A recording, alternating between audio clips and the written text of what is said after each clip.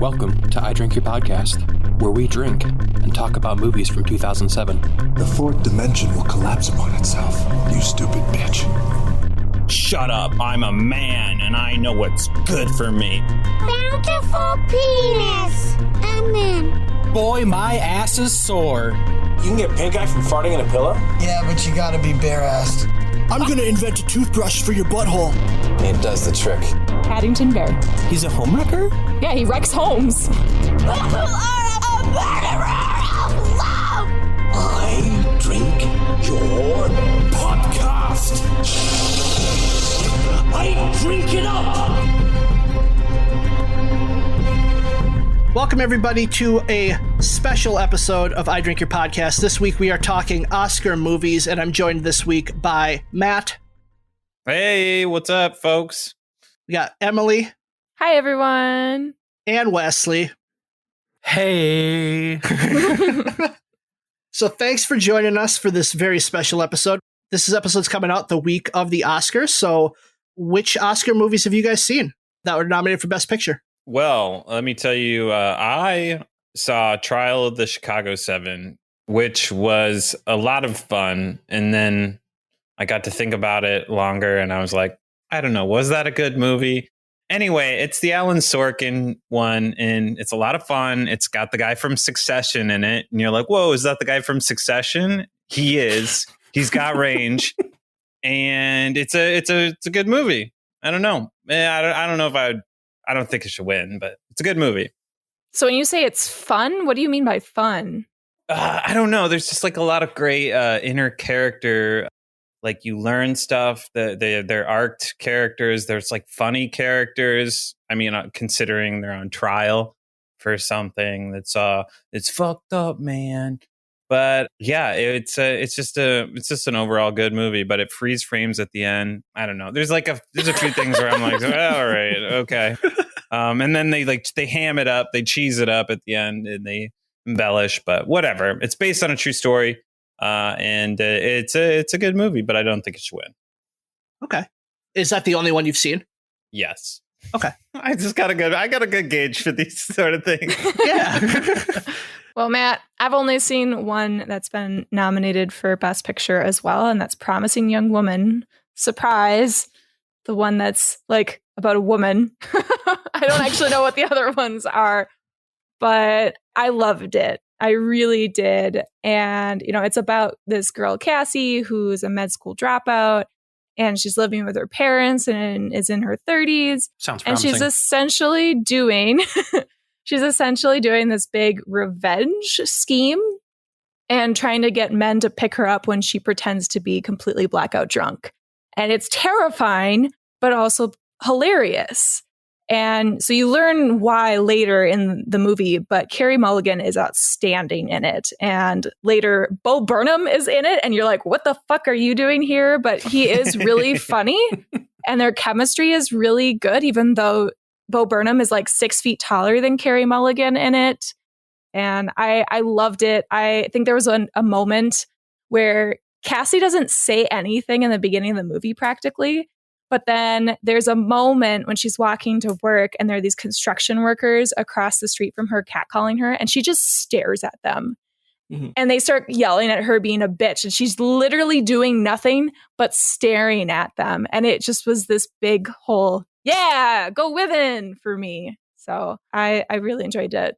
Yeah, I really like that one too, Emily. And I liked you brought up how Bo Burnham's in it, and that kind of threw you off. But every single young male in that movie is a comedic actor. It's a very interesting casting choice to have Adam Brody and Max Greenfield, who played Schmidt on New Girl, and Sam Richardson, or even McLovin. All of these famous comedic people who you then see in this darker light, and it's a very interesting casting choice that really benefits the film overall. Yeah, it was great. Yeah, I'll have to check that one out. I did see Trial of the Chicago 7. I thought that was really good as well. But for the sake of this podcast, and another one that I had just really wanted to see, I watched Sound of Metal. It was phenomenal. It was super, super good. So for anybody that doesn't know, it's essentially the story of a heavy metal rock. I don't want to genre their music because I hate that, especially since they don't go too much into the movie, but basically this couple, this boyfriend, girlfriend, are a rock duo, and the drummer, played by Riz Ahmed, who just was amazing, ends up losing his hearing. And it's his struggle with trying to keep the band together, figure out their livelihood, because they live in an RV and travel for their music. And it's more him coming to terms with being deaf and what that means. And he has to like go to a community of deaf people to try and like figure out how to interact. He figures out how he can get back to the community, even though he was, just a musician. And especially, a musician losing your hearing like that, I can't imagine much worse for that. That's such a cool premise. Yeah. Another thing about the movie, especially about it being a musician and losing your hearing, the audio sound, like not necessarily the soundtrack, but the audio mixing in it, like when you hear birds or don't hear birds, like they super focus on a lot of like ambient noises. Oh, so they like deliberately focus on that? And yes, and like it wasn't too much. It definitely played into the plot. It made sense, and it was gorgeous. It helped drive everything home that they couldn't do with acting or going to see a doctor or anything like that. So I highly, highly recommend that one. Yeah, I haven't seen that one, but I have heard that the sound design in that is just insane and a clear favorite to win the Oscar. But I saw Trial of the Chicago 7. I really liked it. I really loved Aaron Sorkin's script. I thought all the acting in it was just phenomenal. But I watched for the podcast Nomadland. And Nomadland is a movie about a woman who loses her job and then chooses to live out of her van and travel to places where she can find part-time work. So I thought the movie did a really great job of like providing this insight into like a unique culture and subsection of people. And one really interesting choice that it makes is having most of the characters being played by real people who actually live this lifestyle. So the only two actors in the movie are the main woman and then another guy who you see come in later. Whereas everyone else is just, someone who actually lives the nomad life. So that was a really cool thing. I know who this lady is. Yes. It might come up later because she's kind of good. It will come up later. But my favorite thing about the movie was just the way it was shot. And it does this really good job of making the wide open spaces just feel really beautiful and inviting. And then it also creates a sense of claustrophobia anytime the character is forced to live like a normal life. And it really just makes you feel like this lifestyle would be something that's worth pursuing, but it doesn't do anything like glamorize it or anything. Like I wanted to live out of a van after watching the movie, but I also realized how hard that would be. But it still made me want to do it when you see like the beauty around her and just the way she interacts with the environment in this lifestyle. Cool. So as somebody that's only seen Trial of the Chicago, what would you recommend for Sound of Metal or Nomadland? Promising Young Woman. Obviously. Or Promising Young Woman. Honestly, Promising Young Woman. I haven't seen Sound of Metal, but I would say Sound of Metal second. But if you want to watch the one that's probably going to win, you should watch Nomadland. What? Yeah. Didn't you say Sound of Metal's like the favorite? To win Best Sound. Oh, gotcha. That makes sense. The favorite to win Best Picture right now is Nomadland. And it's probably going to win. Oh, politics. Yep. Huge eye roll. So that's this year's Best Picture movies. But for our episode today, we're going to focus on movies that were nominated for Best Picture within the 90s and 2000s, those 2 decades. Except we're not talking anything about 2007. Fuck that. We need the break. Yay! No 2007 today. So one thing that we did with this is we're going to do it very similar to how we did our Christmas special. For those who listened, we're going to nominate some movies that we think should be on this top 12 list of movies for these 2 decades. And then we're going to slowly whittle those movies down through an argumentative process, we'll just call it. Quick shout out to Cinephiles at When Cinephiles Attack. They were the ones that gifted us this special for hitting the guest quota of 10 points in our Battle of Twits game. So thank you to them for not only giving us this episode to do, but also for us having the structure for this episode because we stole that from them as well. We love you guys. We do. Thank you so much.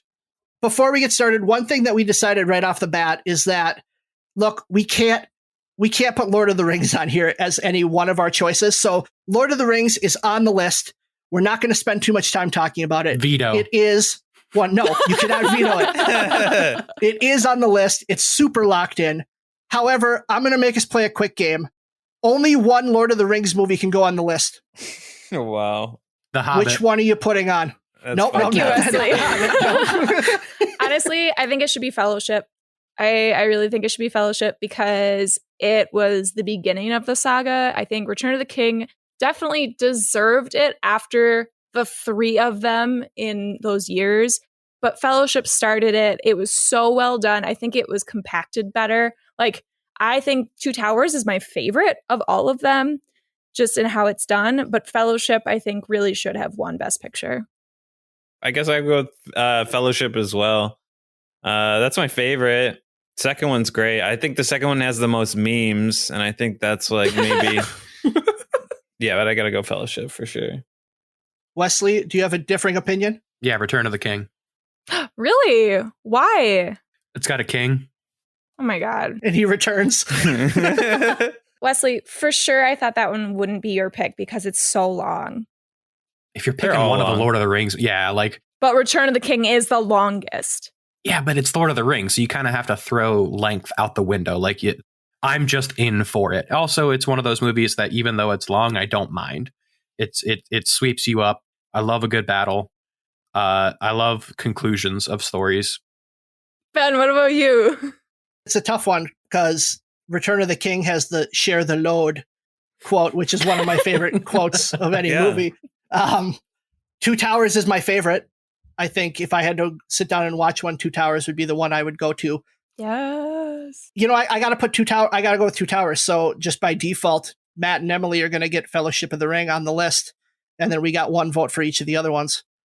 Jumping into our list, we each have a locked in movie that is automatically going on our top 12 list, or I guess it's a top 13 now with Lord of the Rings. So, Wesley, tell us what is in your glass because it is related to the movie that you locked in. Yeah, so I'm gonna break down the ingredients in my glass, and it's gonna be a hint at what my movie was. So in my glass, I have Pepsi, rum, Arctic water, ice, and nothing special. To peel back the curtain, that spells prawns. Pepsi, rum, Arctic water, and nothing special. My movie is District 9. Okay. Which is the story of an alien ship suddenly appearing over Johannesburg, South Africa, and the inhabitants of that ship end up having basically like a refugee camp because the government doesn't necessarily know what to do with them. They are insensitively called prawns because they bear, I guess, a resemblance to shrimp, which is also called prawns in But they're so cute. They're adorable. I love them. The baby ones. Oh my God.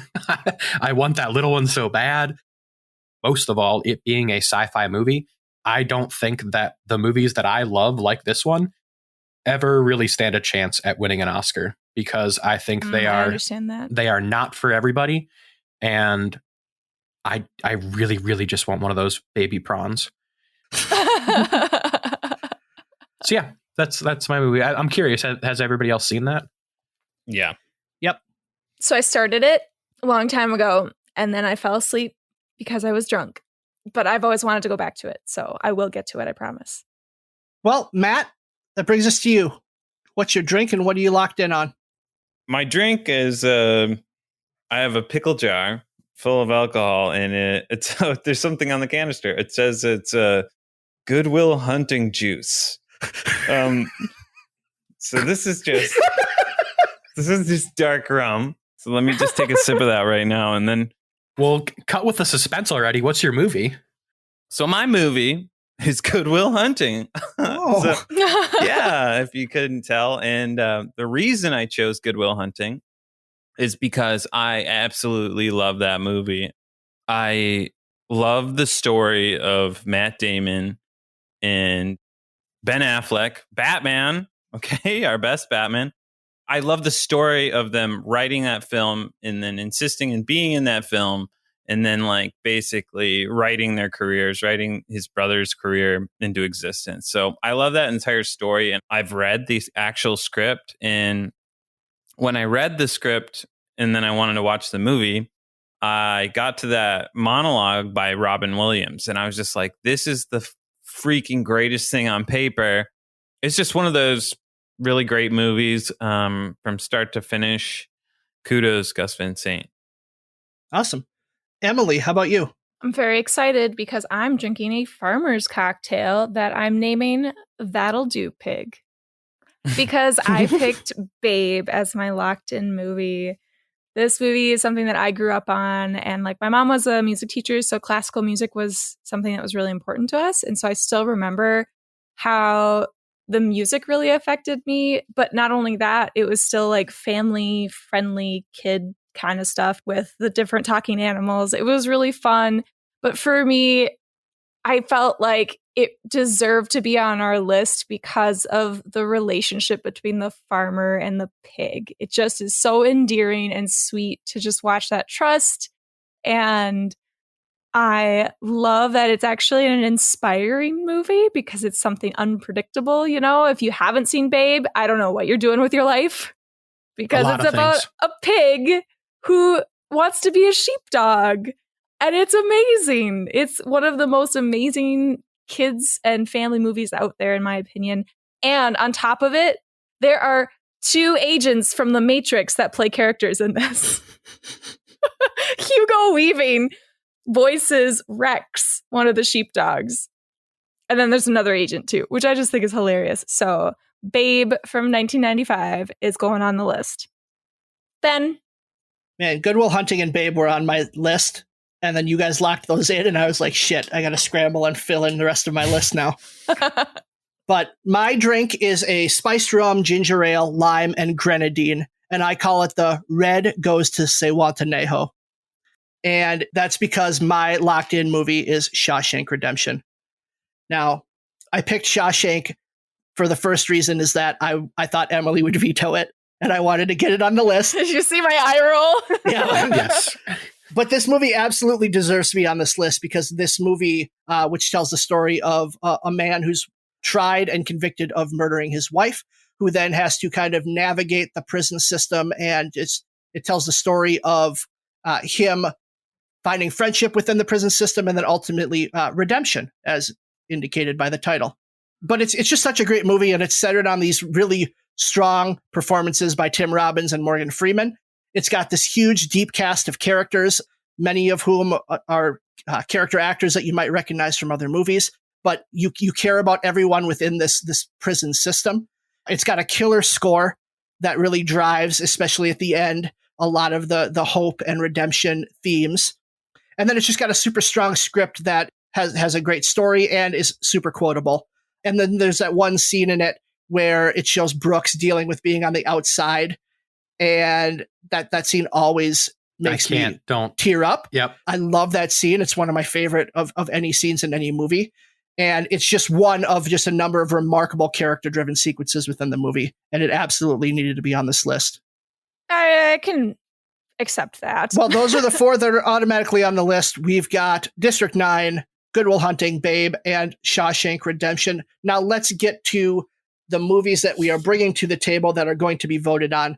And we are starting with Matt. So Matt, first off, which movie just missed the cut for you? Unfortunately, we joked about this, but Schindler's List, unfortunately, I was not able to keep on my list, narrowly just losing out to some other favorites. If I could have just saved one more movie. Great movie. Schindler's List should have been on my list, but it just barely didn't make the list. So Matt, tell us one movie that did make your list then. My runner-up, My Little Baby, The Hurt Locker. I love that movie, and it's just action-packed, and I love it. And then I love the theme at the very end where he goes home and it's not enough. He can't be in a grocery store and be happy. He's got to be defusing bombs. I really like that movie, and I'd be curious to know if you guys have seen it. Oh, believe me, Matt, I watched so many movies because there were 9 movies I hadn't seen. I'm guessing this was one of them. List. This was one of them, and I was hoping that you'd sell it a little bit more than that. I know, it's just a feel thing, and I just have been so busy, so I just love the movie.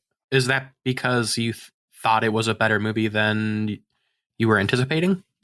Or you were hoping Matt would sell it because you didn't like it? Yep. Gotcha. I really liked it. I thought it was, it really was an intense movie.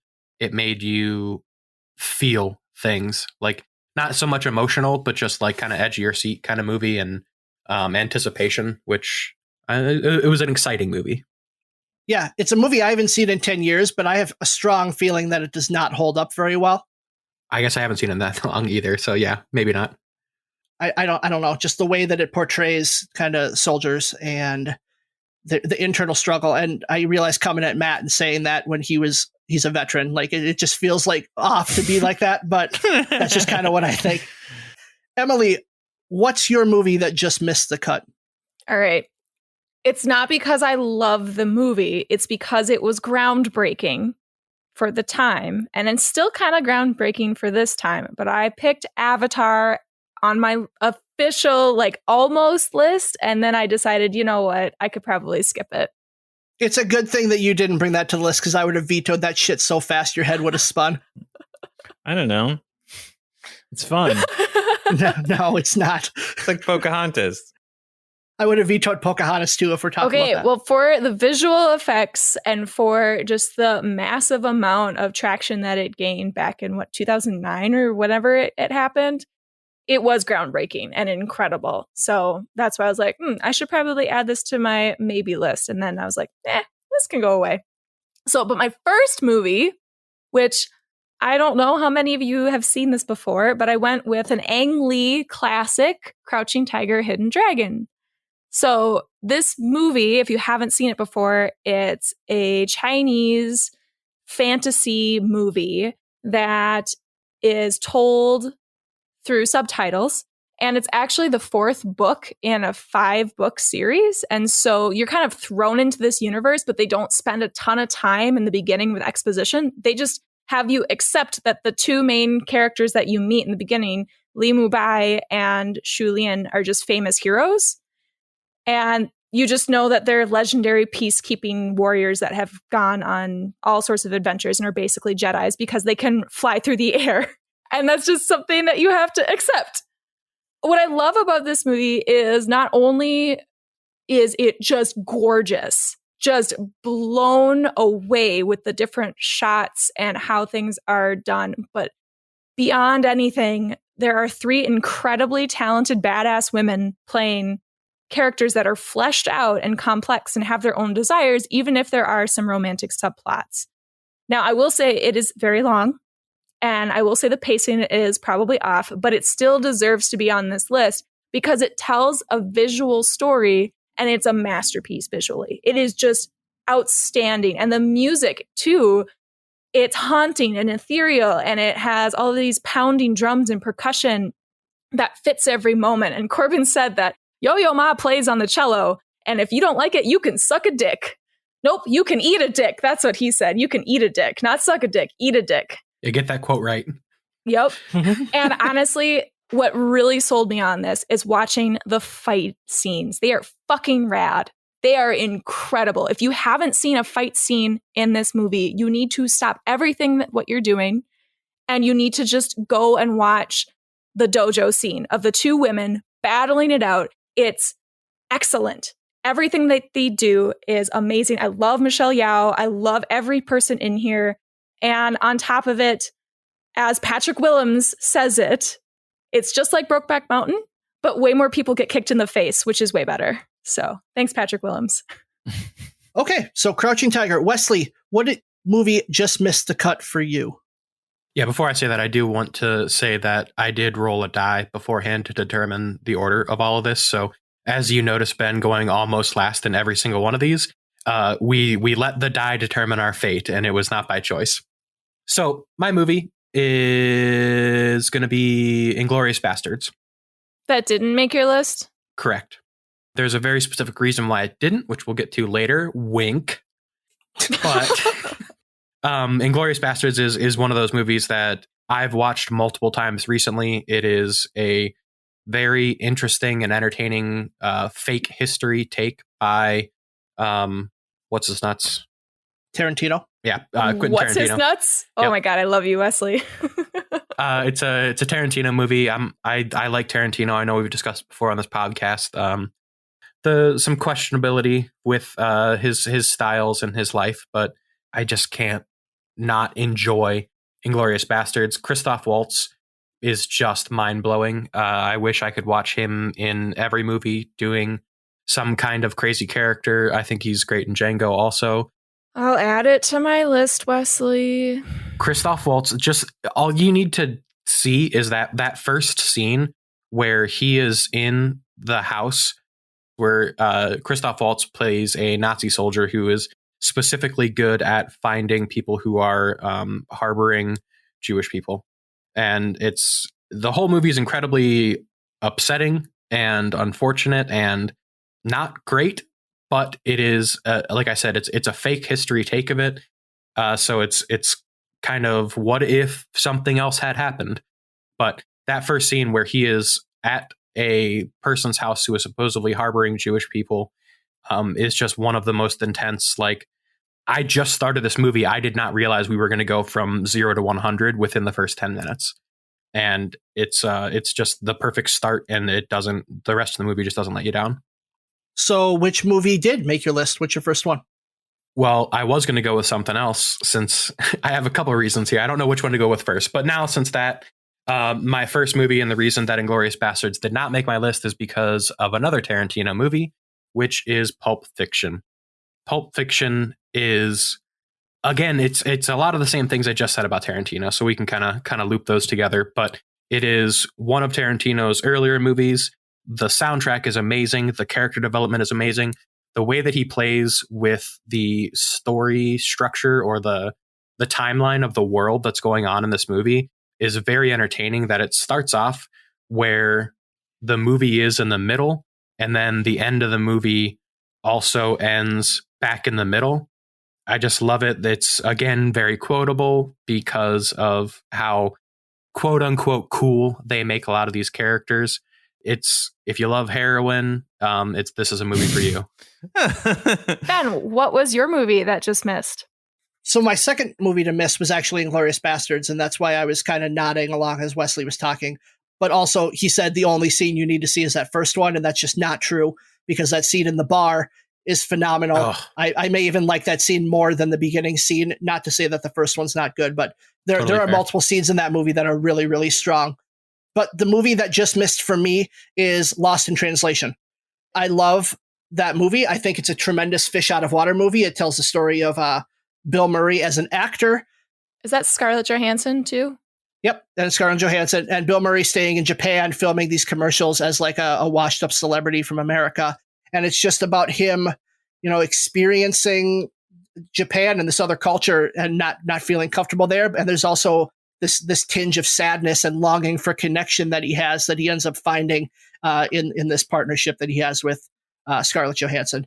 Just a very powerful movie, very personal, and I really enjoy it. Sadly, I liked these other movies more, and that's why it didn't make the list. So the first movie of mine that did make the list is another Ang Lee movie, and it's one that Emily just brought up, and it's Brokeback Mountain. And I first saw this movie in theaters with my mom.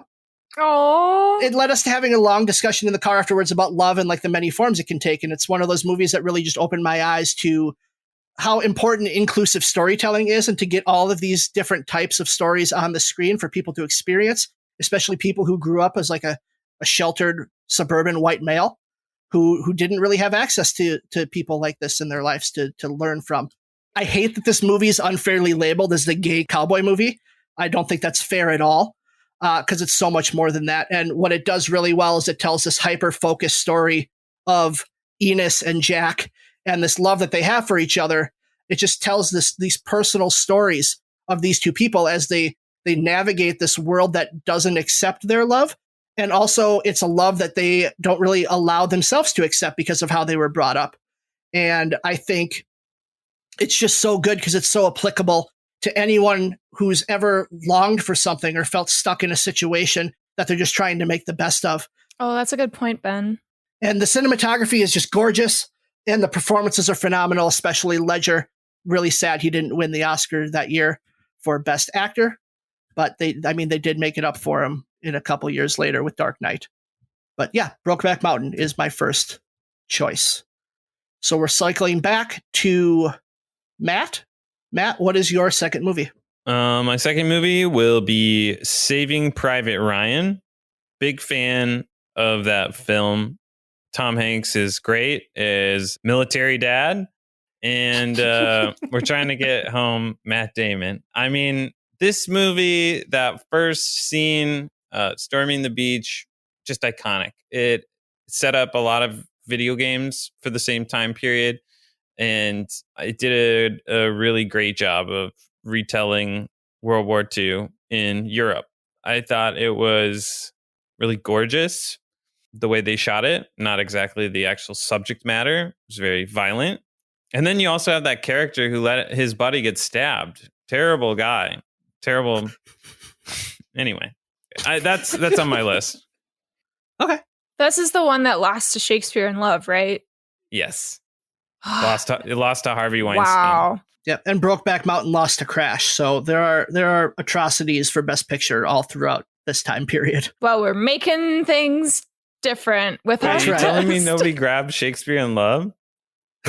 No, nobody grabbed Shakespeare in No. Love. Sorry. Oh, wow. Spoiler. Emily, what is your second pick? Okay, well, not because I'm like an Ang Lee fanatic, but we have a third Ang Lee movie, guys. Okay, I'm just going to throw it out there. I picked Sense and Sensibility from 1995.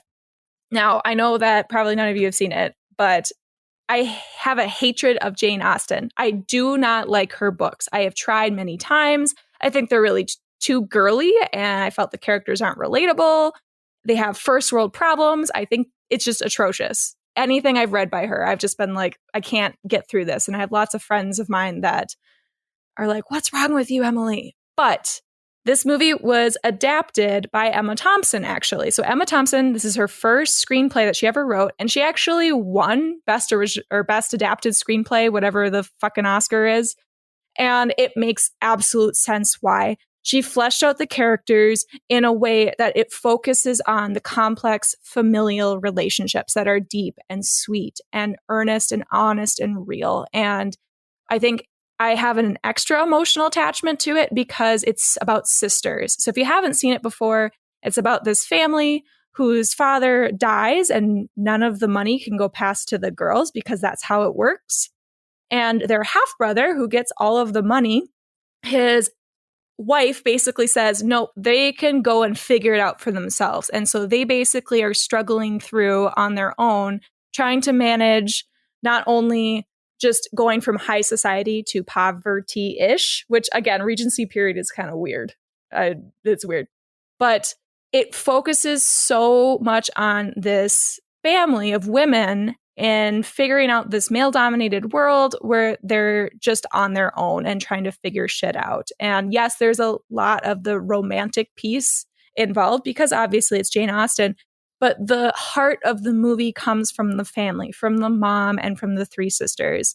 And the acting is amazing and nuanced, where they have tons of shots of silence between the dialogue, and it shows just the uncomfort and the stress that each character is put under. Emma Thompson, oh my God, fuck. She is so reserved and tragic throughout the movie, and she lets loose with this emotional explosion when she fears at the end that she's losing her sister to like a deadly disease, essentially, which probably, back then would have killed her. And there are multiple moments of this. You have Kate Winslet, who got her Titanic role because of her acting in this movie. She was 20 years old, and her passion and naivety, she has so much heart. And on top of that, there are 5 Harry Potter actors in this movie. Not only Madame Pomfrey's in it, we've got Dolores Umbridge, we've got Professor Trelawney, we've got Severus Snape, and we've got Cornelius Fudge.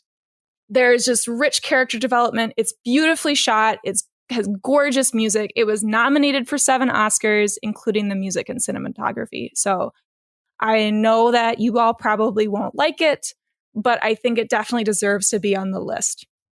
The old you won't like it, but it's good. Wesley, what's your next choice?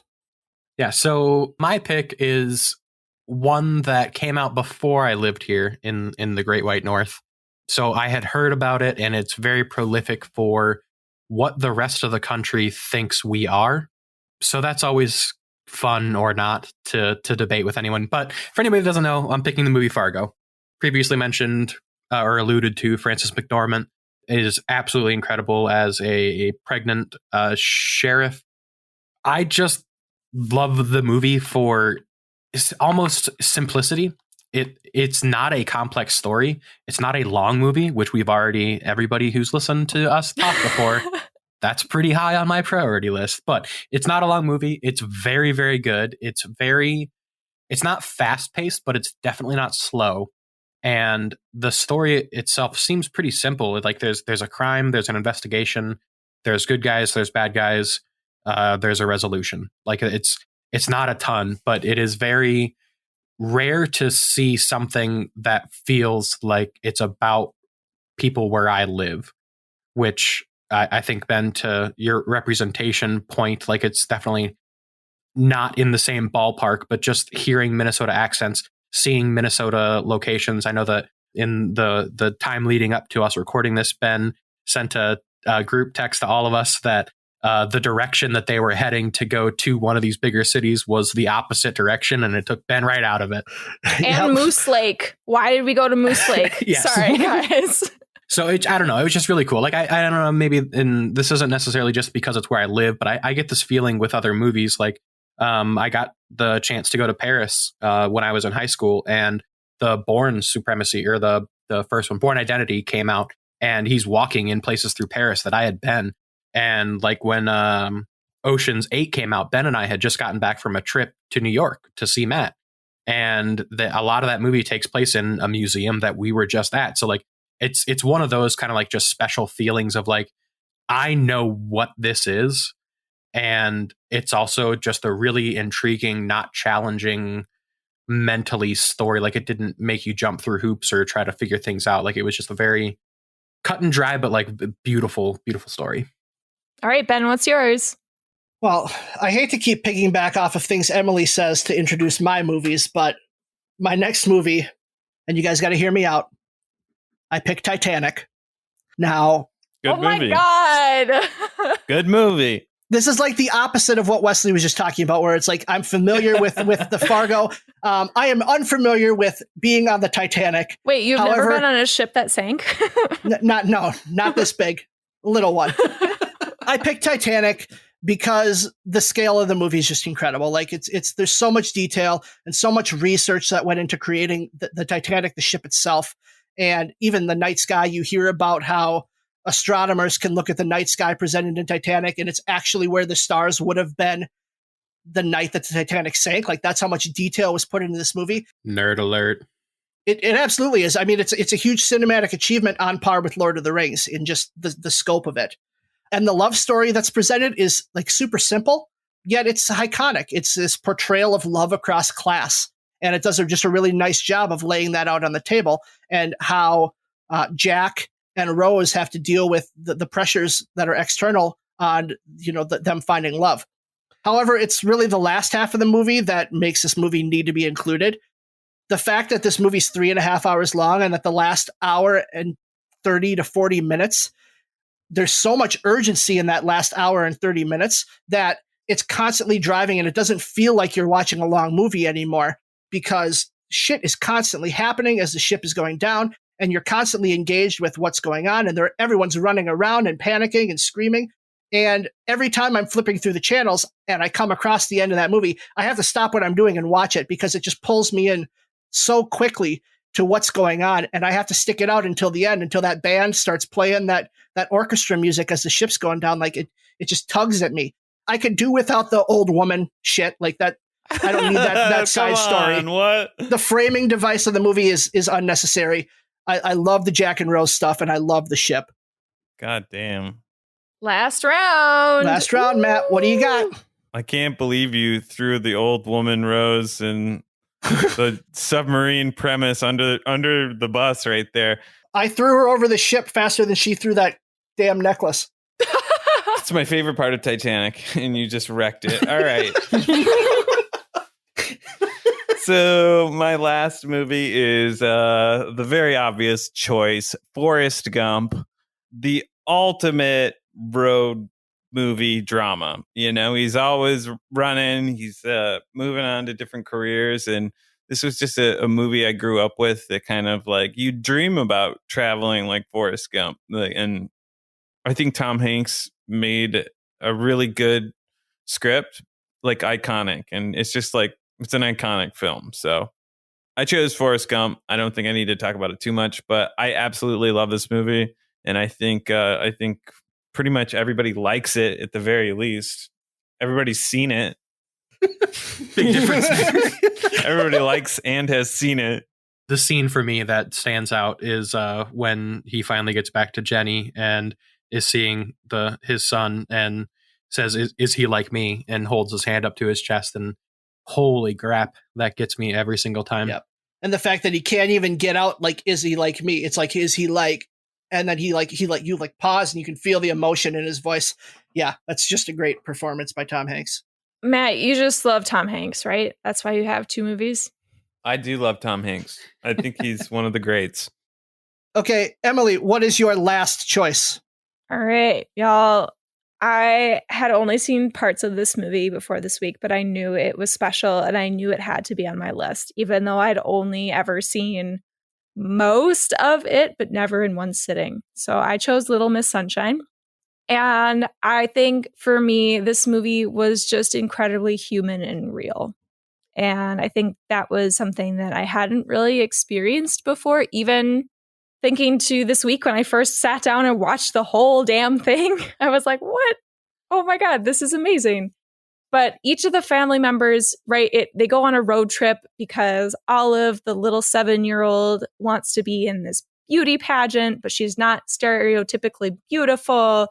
And each of the family members have their own weaknesses and they never really have their happy ending. They just kind of come to an acceptance. And so they all have really intense flaws and like really real parts about their lives. There's depression, and then there's like overwhelming stress and drug abuse, and there's isolation and consistent failure, winners versus losers. And we have this over sexualization of these girls in beauty pageants.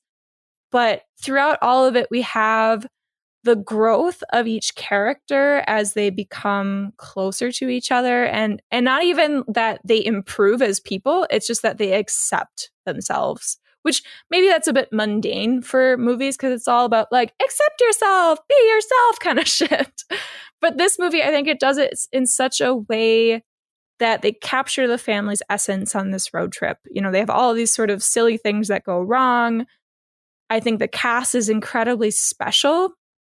I don't think it would have worked as well without this cast. They really worked so well together. And I think part of it is because it was shot chronologically. And so it's like they really were on a journey together.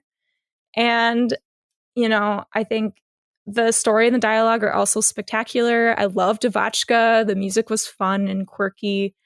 And on top of all of that, the grandpa. Fuck a lot of women, Dwayne. Fuck a lot of women. So why not have this movie on our list? Wesley, what's your last choice?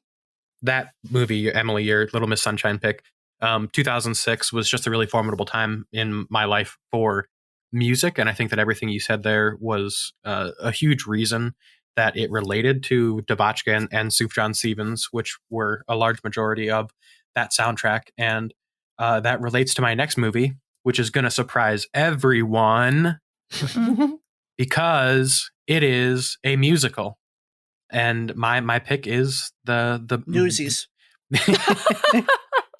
The only musical I've probably ever chosen to watch twice. I absolutely love the movie Chicago.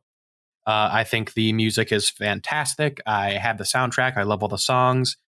Mr. Cellophane is probably my absolute favorite. I think that's such a heartbreaking song, and to be done by Mr. Curly Hair himself, it's just so good because it's just unexpected, and he's just such a lovable, but you just pity him the entire time.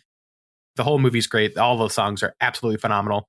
I really, really usually don't like musicals, and I don't know why this one made it through for me, but I think it's because they didn't try to hammer some regular movie narrative and the songs themselves were the narrative, and like it was all designed around a situation versus a storytelling, but using songs to tell you what's going on. But I just absolutely just love the movie. When I saw Chicago on your list, I tried to develop a theory as to why I would love to hear would have that. made your list. Yeah.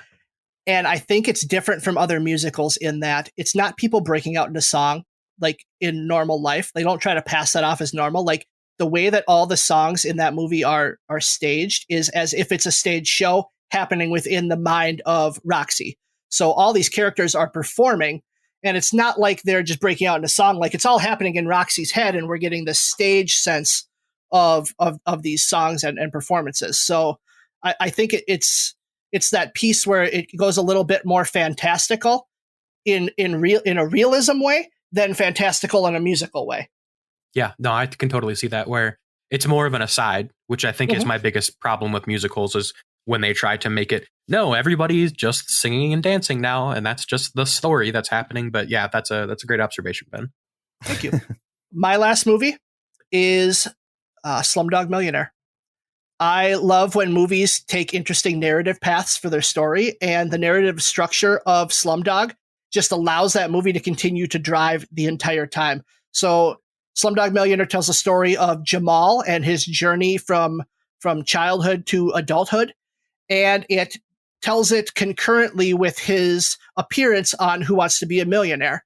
And the questions that come up then lend themselves to flashbacks to Jamal's life and how he was able to kind of gain this piece of information that allows him to perform on Who Wants to Be a Millionaire. And some disbelief has to be suspended in order to get around that idea, because it's like, okay, all of these questions came in the chronological order of his life, like, as if that's how it works. But nonetheless, it's just such a strong way to tell that story. And Danny Boyle, the director, uses so many interesting choices when it comes to what he shoots and how he chooses to edit the film, that it ends up creating this like love letter to India and Bollywood films. But it's also something that's super accessible to an American audience that maybe has never seen an Indian movie before. And this is another movie that just hits me so hard in the feels. And that final scene when Jamal kisses the scar, and then it does like the reverse of how she got the scar, as if he's kissing her pain away. Like, that's one of my favorite movie endings of all time. And just even for that ending alone, it needs to be on this list. Pretty sure it has a freeze frame right after. It does end in a freeze frame. Yeah. I can't justify it doing that, but nonetheless. Okay, so the 12 movies up for consideration are The Hurt Locker, Crouching Tiger, Hidden Dragon, Pulp Fiction, Brokeback Mountain, Saving Private Ryan, Sense and Sensibility, Fargo, Titanic, Forrest Gump, Little Miss Sunshine, Chicago, and Slumdog Millionaire. So we're starting with Matt. Matt, which movie are you vetoing? You have the ability to eliminate a movie from this list and consideration. No questions asked.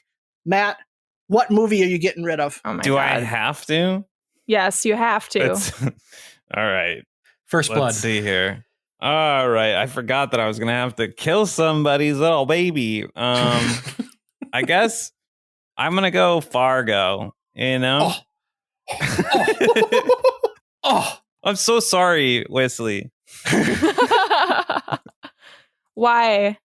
Just because I hate the don't you know and Minnesota accent, and I just had to pick one. So I'm, I suppose that's as deep as my answer goes, Wesley. Name one reason that isn't just the opposite of a reason that I said I liked it. Wait. That's difficult. That's like... He's got nothing. Yeah, do we have to vote, or is that just gone? No, it's gone. He vetoed it. It's out. Oh my, fuck you, Matt. Okay, Emily, which one are you vetoing? Okay, this is really hard, you guys. Pick Matt. Well, okay, so I do agree with you. I'm glad that we got rid of Fargo, because I didn't want to break Wesley's heart. Wesley, I didn't like Fargo. I did not like it. I tried so hard, but it felt like it was so long, and it's not long. I was like, when is this going to end? There's no purpose. There's no drive. Like, what the fuck is this? So I'm sorry. But I vetoed it. But he vetoed it. Because it sounds dumb. Oh my God. But I am going to, and I'm really sorry about this, I'm going to eliminate the Hurt Locker. And no, it's not fine, because I struggled with this one a lot. I tried to understand why it won Best Picture, and I think I get it. I think I understand that it was just a really individual lens, but it didn't resonate with me at all. I felt like it gave me flashbacks to the trauma and horror of what our society was in during that time. And yes, that's good to show in media in this kind of way. But I think that the editing kind of lost me with just like all the frantic handheld kind of stuff. And I felt like that there were better movies than The Hurt Locker on here. I'm sorry, Matt. It's all right. I still love you. No, it's okay. I mean, I don't think I sold Hurt Locker right, but like, man, they had a lot of rising stars. But I totally see what you're getting at. And I'm 100% on board with it. R.I.P. Hurt Locker. Okay. Wesley, what are you vetoing? I mean, that's the one I was going to pick. And I feel so scorned right now from both Emily and Matt that, like, what's the saying? Hurt people hurt people. Oh, so no. I'm debating on if I just want to make it hurt. I'm on the fence between one that I don't think should be in here and one that would crush Matt. Just do. How's that not the same thing? Wesley, just do it. It's right. Okay. All right, I'll be honest, and I have to pick Sense and Sensibility. I'll be candid. I haven't seen it. It's there are a couple on here that I haven't seen, but it is one that I have not seen because I don't think I ever need to see it. Emily, your selling of it, like you campaigned for how it was a decent movie, but even your own campaigning for it was, it's not that great. What? You said most people won't like you. You said something to the effect of most you wouldn't like it. Most of you wouldn't like it. And I don't, so it's gone. Next. I actually want to check it out. We'll see. It's okay. We'll see how it goes. Nominated for 7 Oscars. It's fine. Oscars don't matter. Moving on. I think you sold it great. I'm gonna check it out. What the fuck is going on right now? Thanks, Matt. Where is this Emily Matt alliance coming from? I don't know, but apparently none of us vetoed one of Ben's movies. Yeah. So Ben has all 3 of his still in there, and he's not going to veto his. Yeah, we'll see how the voting process goes. Shit. Alliance is. Yeah, I know. I got to be real careful here in who I pick to eliminate 2 who's already threatened being scorned and vetoing Forrest Gump. So I have to go with my heart and the one that I enjoy at least of these. And I'm sorry, Emily, but Crouching Tiger, Hidden Dragon is getting cut. Wow.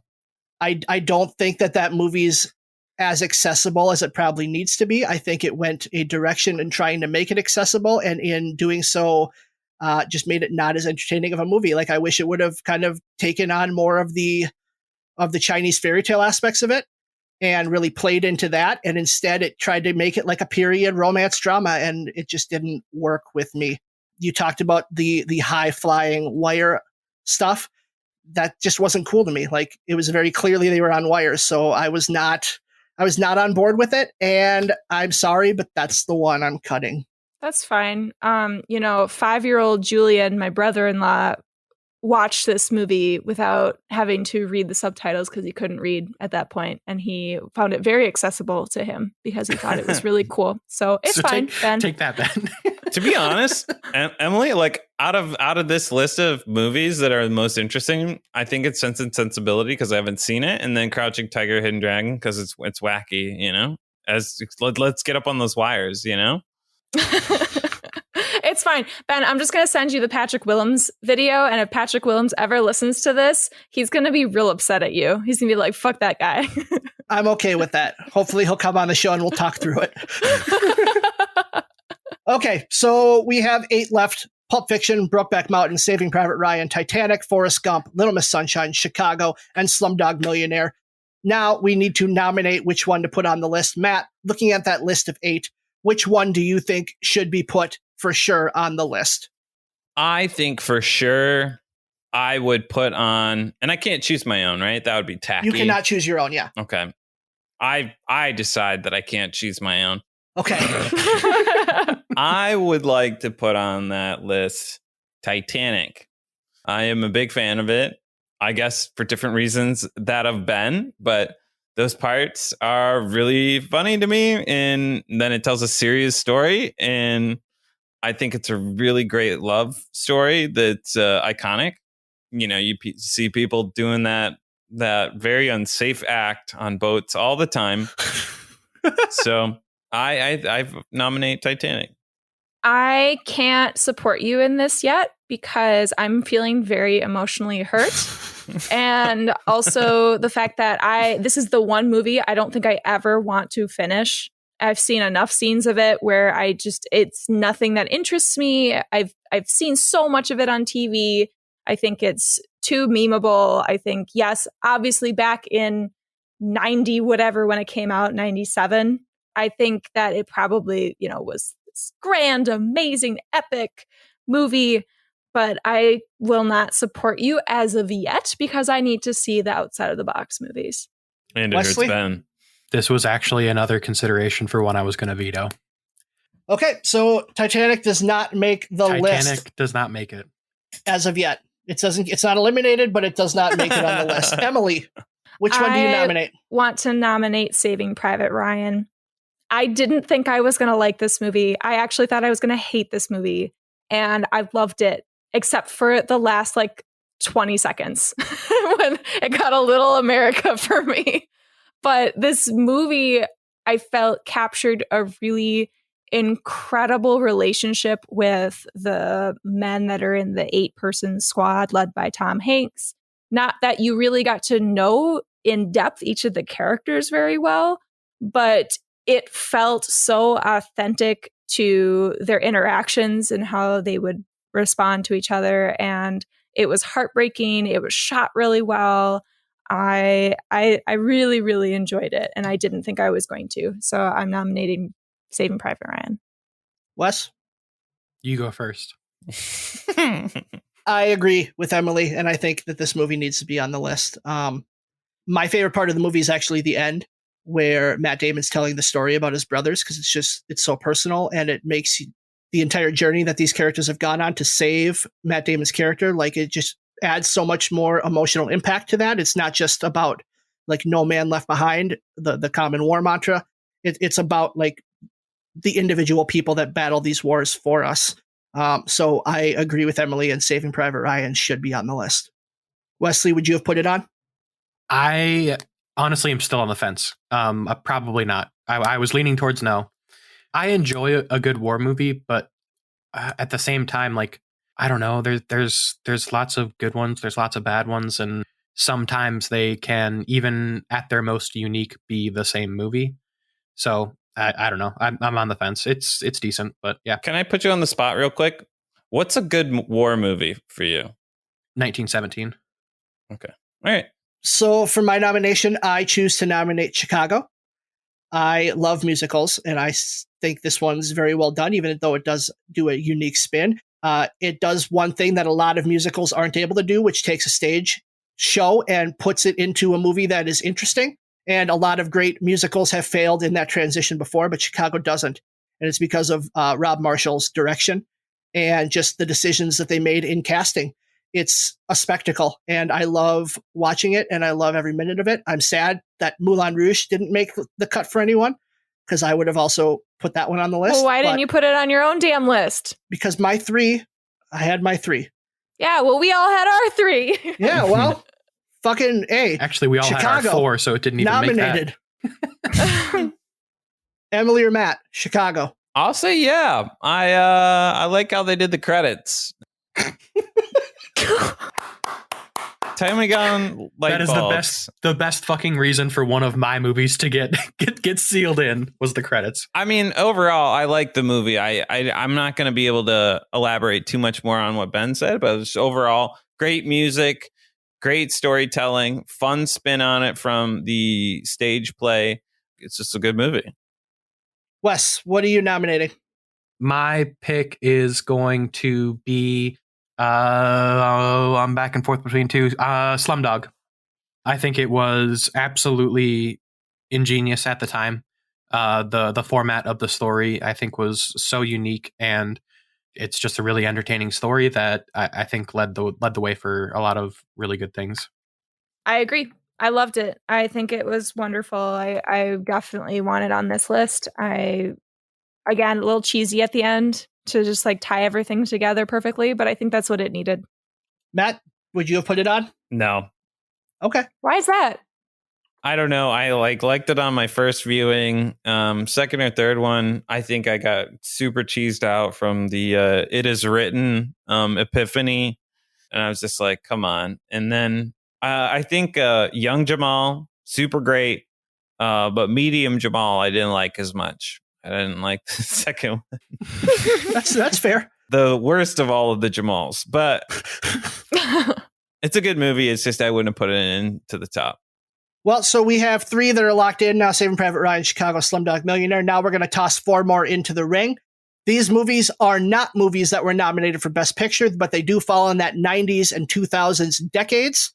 So starting with Emily. Emily, give us your outside the box. First, the ones that didn't quite make it, and then the one that you decided would be up for consideration.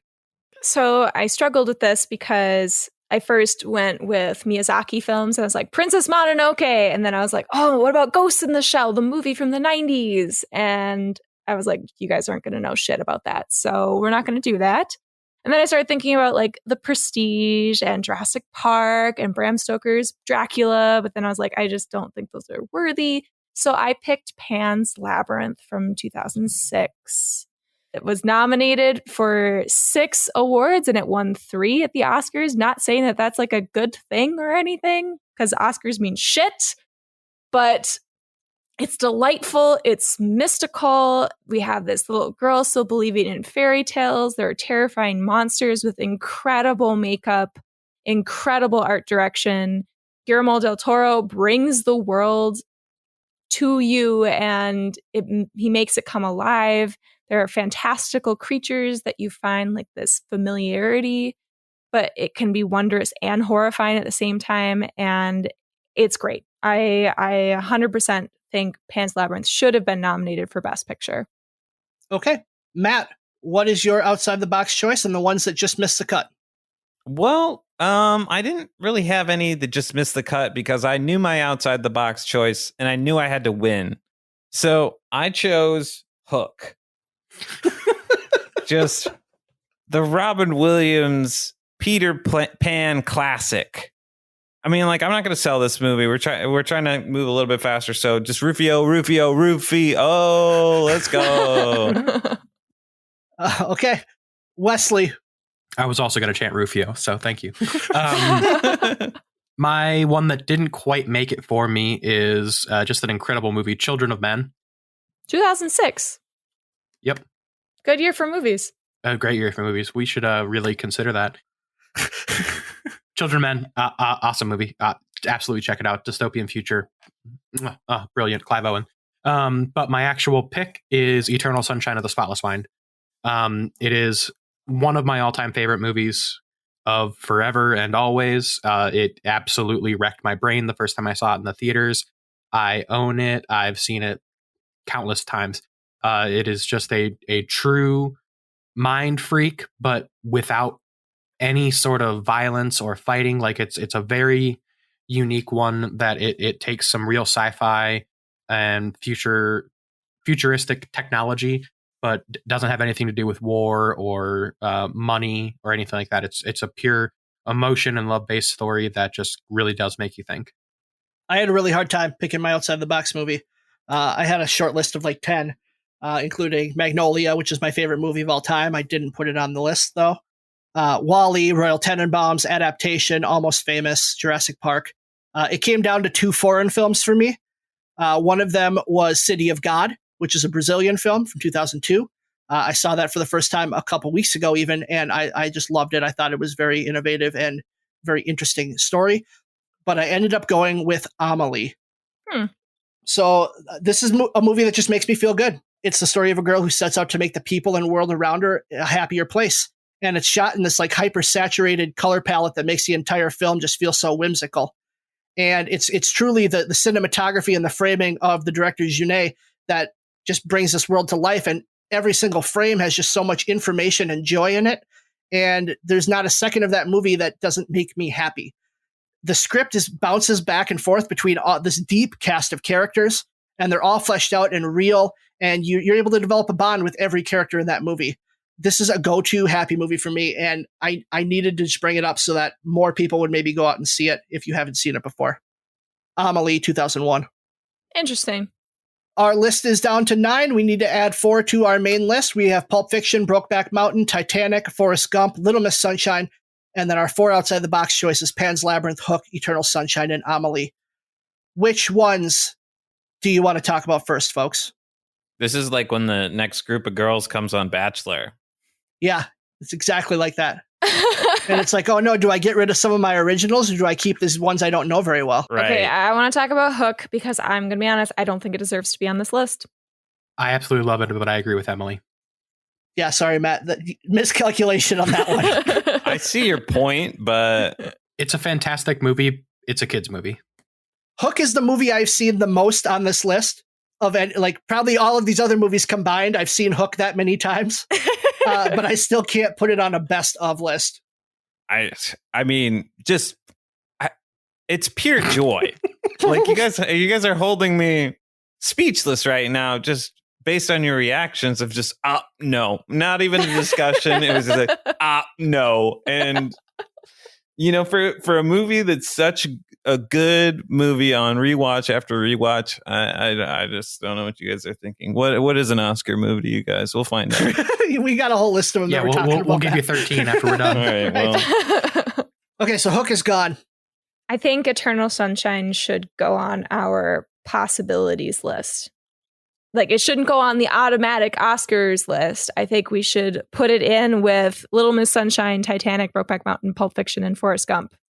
I could agree with that. Okay, yeah, I think it's worth considering and talking about. I also think Pan's Labyrinth is worth considering and talking about.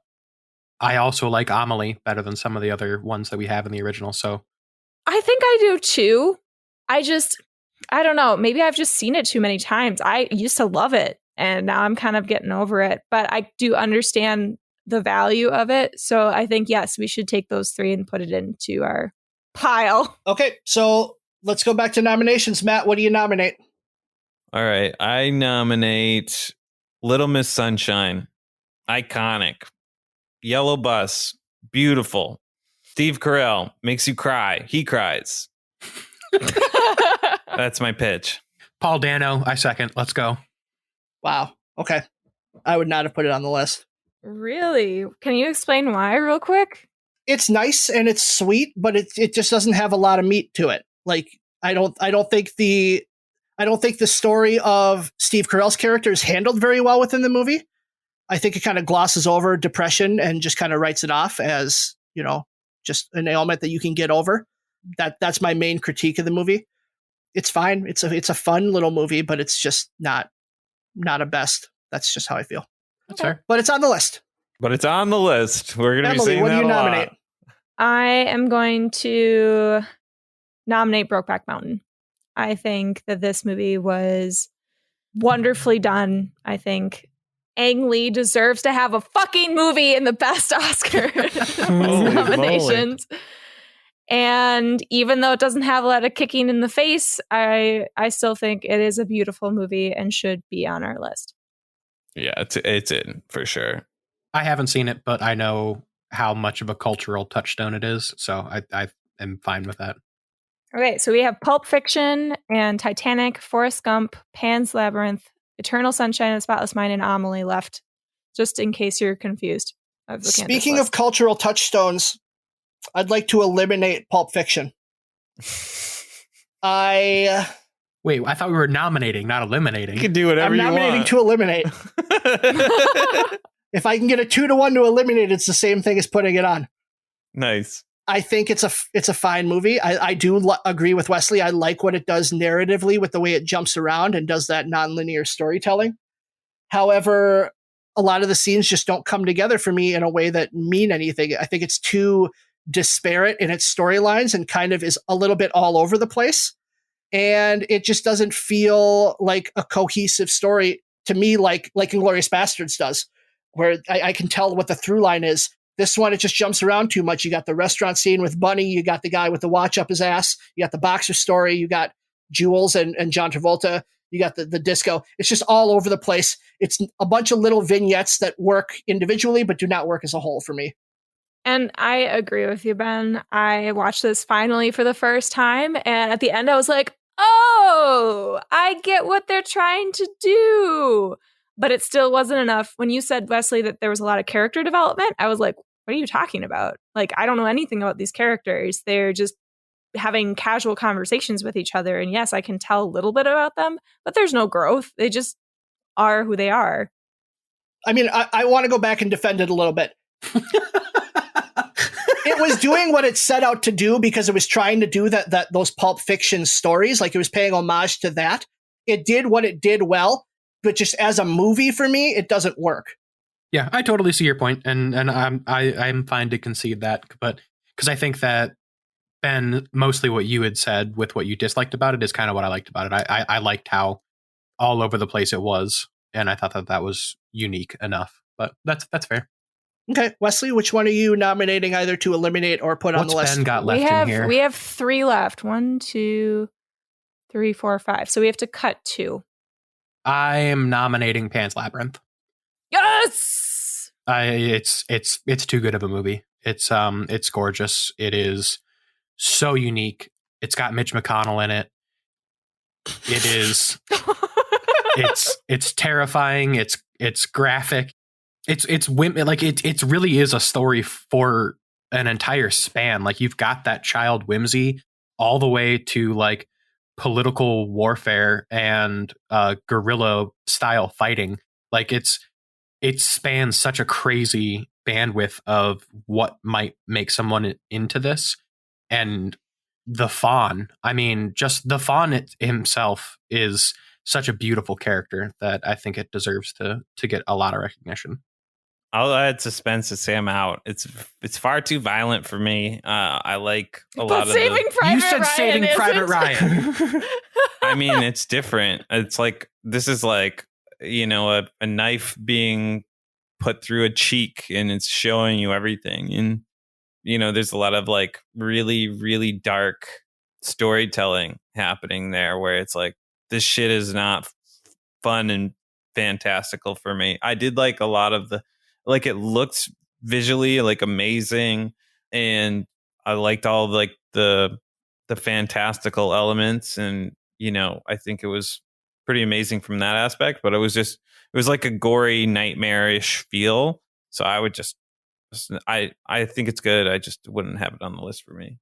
I'm putting it on the list. I think the production design of this movie is phenomenal. All the creature design stuff. It's a nice intro to horror for people who have never seen a horror movie. I think it's got some of those elements that are kind of mixed between fantasy, but then blend into horror. The only production design that's better on this list is Hook, and we already eliminated that. Rufio. Wait, are you being serious? The production design in Hook is the thing about that movie. Like, that movie is beautiful to look at. Spielberg didn't shoot it correctly or light it correctly, but when you look at that world that they built where the pirates live, like, that's insanity. How much work went into that? Like, yes. Oh, bad. The Boo Box. Glenn Close, let's go. Yeah, Glenn Close cameo. I kind of want to bring Hook back. No, too late. It's already crossed off. Yeah, shit. You guys didn't think about it. You literally didn't think about it. I did think about it. I was like, there's no way. Okay, Matt, which one are you putting on or eliminating? Which one are you nominating? I will nominate, feel like I already did. I nominate Titanic. Okay, he's bringing it back up. Force the issue. It's a good movie. What do you think? Okay, so here's my issue. I'm trying to decide Titanic or Forrest Gump right now in my mind. Because I personally am like all about Eternal Sunshine of the Spotless Mind. I really, really think that was just an ingenious movie. And I like that Kate Winslet better. And I also don't really like Forrest Gump, and I don't really like Titanic. So I'm kind of stuck in that, which one would be better. And also I'm kind of like, why does it have to be one of those two? Yeah, there's four choices left, and you have one vote. I'm just gonna say no. No. I'm out. Okay, so eliminate Titanic. Wait, we're eliminating it? I thought this was just like nomination. We're not talking about Titanic for a third fucking time. You guys both just said no, it's out. Well, no, hang on. No, it matters because there are 4 movies left and we're trying to get rid of 1. And so I'm struggling with this. Well, then bring up the movie you want to put on the list. Wait a second. What happened to my nomination of Titanic? It got a no. Emily, but that's the thing. That's the thing. Like, I would take Eternal Sunshine of the Spotless Mind and be done. Like, I don't want to do anymore. Yeah. Okay. I wish I could go back in time and try to kick Titanic out then, and then just force the issue. So it's like I don't have to wait in limbo to find out if Titanic makes it. Okay, Eternal Sunshine. Emily wants Eternal Sunshine on. Matt, Eternal Sunshine? Yes or no? Sure. Elijah Wood's part's really clunky. He's a weirdo, but that's who he's playing. So good movie, good love story. Kind of makes you fucking think. So kudos. Well, I'm going to pass because of the 3 movies left, 2 of them are mine, and I don't want to pick Forrest Gump, so I can't nominate anything. Why can't you nominate to eliminate like you did before? I nominate Forrest Gump to eliminate. That movie's pandering conservative bullshit. That fucker sits on the bench for 2 hours and I'm supposed to be invested? No. Just cut to earlier in the episode when he asks, is he like me? Listen, guys, if Ben's got 3 choices left, I think we all know what we need to pick. Well, it's not going to be Titanic, and guess what? I'm going to say it ain't going to be Forrest Gump either. How's that going to work? Amelie. So Forrest Gump is out? Did you guys... Ben nominated to strike it. It's not mine. Ben, are you nominating Forrest Gump to strike? Yes, that's the only thing I can do. I agree. Okay. Wow. Forrest Gump, bye-bye. I fucking love steamrolling this final list. Titanic or Amelie? I have no say, because they're both mine. Wow. We've both voted Titanic no twice, so I'll nominate Amelie.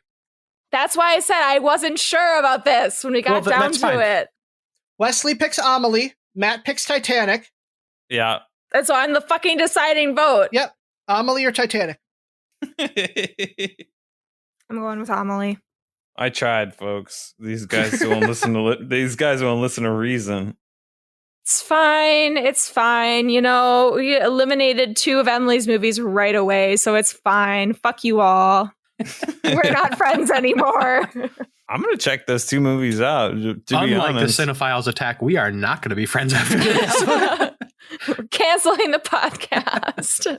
Okay, well, our final list of 13 is Lord of the Rings Fellowship of the Ring, District 9, Good Will Hunting, Babe, Shawshank Redemption, Saving Private Ryan, Chicago, Slumdog Millionaire, Little Miss Sunshine, Brokeback Mountain, Pan's Labyrinth, Eternal Sunshine of the Spotless Mind, and Amelie. Those are our 13 best movies of the 90s and 2000s that were nominated for Best Picture, and not including anything from 2007. Yeah, I'm just going to throw out there, I can't believe Little Miss Sunshine made it on there, and like my other 2 just were vetoed. If Fuck it's you fair, all. Emily, I can't believe Little Miss Sunshine made it on there either. Yeah. I'm pretty sure Forrest Gump should take Little Miss Sunshine's spot, right? No. I'm kidding. I voted for it. No. I voted for it. I'm kidding. It's fine. You know, whatever. Y'all are the worst, but I love you still. It's kind of, maybe not. Thank you, everyone, for listening. Rate us, subscribe to us, share us with a friend or 2. We might be back next week if we can repair our friendships after this. And when we do come back, we are planning to do Once with our friend Garrett from the band Crash Cuddle. So he is going to join us to talk about this Irish musical. He swears he's not going to get emotional, which, as a best friend of mine for the past decade plus, will not be true. He will be emotional. It's okay. I will too. Good. He'll have company. Yes. Thank you, everyone, for listening. We'll see you next time. Bye, everyone. Bye. Bye, y'all.